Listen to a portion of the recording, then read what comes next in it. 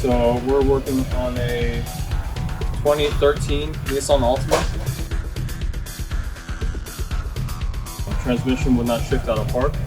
So what we found was that the shift interlock solenoid was intermittently sticking and not allowing the vehicle to come out of park.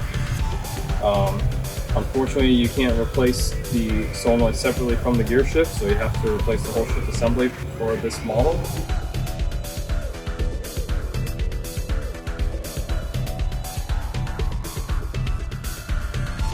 The whole assembly needed to be replaced. We had to pull out the entire center console and put it back together with some trim.